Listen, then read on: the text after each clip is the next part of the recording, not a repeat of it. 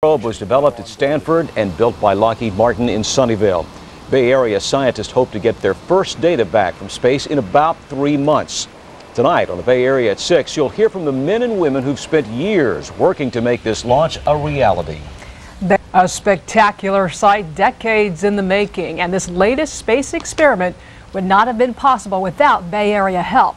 That's tonight's top story. Good evening. I'm Lisa Kidd. And I'm Alan Denton. It's up and away for the space experiment, which started right here in the Bay Area. Heading for space right now, equipment ready to test a decades-old theory of one of the greatest minds ever.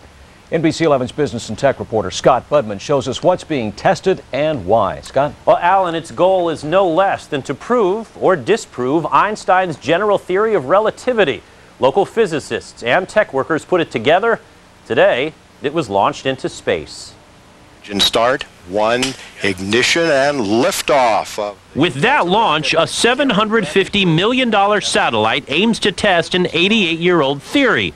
Was Albert Einstein correct when he predicted the nature of space and time?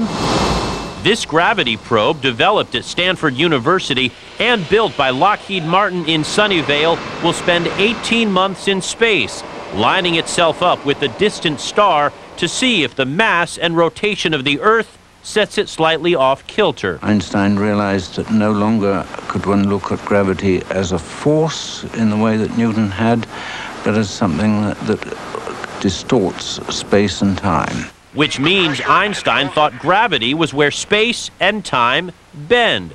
By orbiting the Earth, the satellite wants to find out if our planet's orbit actually changes space and time. What we are attempting to do is to see if Einstein is right in his prediction that masses that move through space and time distort it, and then masses that rotate, like the Earth spins on its axis, also drag space and time around with them. It's one of the most precise scientific instruments ever built.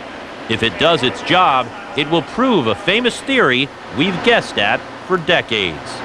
And for that time, we have not only accepted Einstein's theory, we've put it into commonly used applications like medical scanners and GPS tracking devices.